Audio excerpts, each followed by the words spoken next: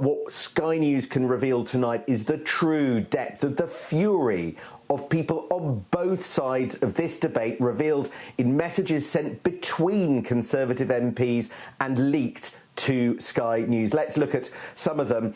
There was an exchange on a Conservative WhatsApp group that began with the veteran Conservative MP John Hayes. Now, he wrote that it was so sad to see the protests being allowed on the Remembrance weekend, wholly inappropriate, and we should speak for the law-abiding patriotic majority by saying no. So he is an ally of Suella Braverman, and he is backing her stance. But almost immediately, another former minister weighs in. That's Jackie Doyle-Price, and she says there is a right to protest, but they are not allowed. Colleagues making noise about them will simply advertise them and will make them bigger as a consequence. In other words, she seems to be saying that by Tory MPs complaining about these marches, you're only going to inflame and attract groups such as the English Defence League and the far right. John Hayes hits back. They have been allowed by the Chief Constable, who could have requested that they get stopped. Then there was a message, a big stand was taken by a prominent Conservative MP. That's Bernard Jenkin.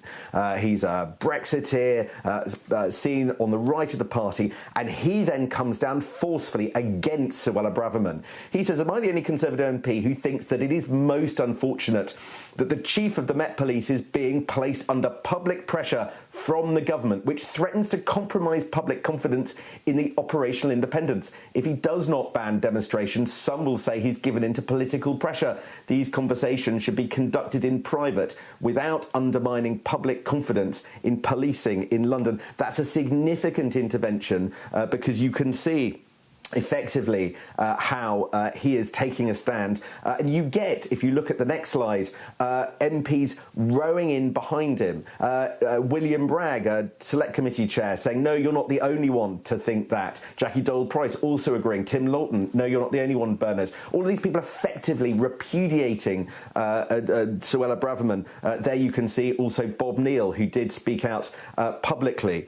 But then, have a look at this. This is somebody from the other side, Carl McCartney, and he actually then goes on the attack.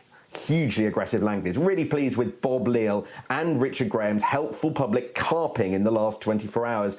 I'm sure the Christmas cards from Yvette Cooper will take pride of place amongst all their others, but not as half pleased as they obviously both are with themselves. You stretch our patience like the ever-popular Soubry. That's a reference, by the way, to Anna Soubry, who left the Conservatives and went to Change UK.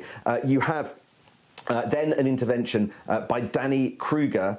He says, basically, times have changed and a quiet word with the police behind closed doors won't work. We're on their side.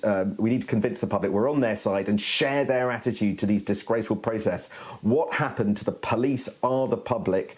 So yes, respect, but also public challenge. And then we conclude with essentially the frustration all bubbling over. Jackie Doyle-Price advising colleagues to take this conversation private, not do it on WhatsApp. Jill Mortimer backs up because saying that if you do all of this on WhatsApp, there are colleagues who might leak it because they are untrustworthy and disgraceful leakers. Turns out Jill Mortimer was right. Sky News got hold of these. William Bragg saying, I have had enough of this rubbish. The overall significance of this is showing that the comments by Suella Braverman are tearing apart the Conservative Party in private. Those tensions this evening bubbling away inside the Tories. Rishi Sunak, everybody is looking at the Prime Minister to decide, does he back or does he sack Suella Braverman? And these messages show the sheer depth of emotion on both sides of that debate.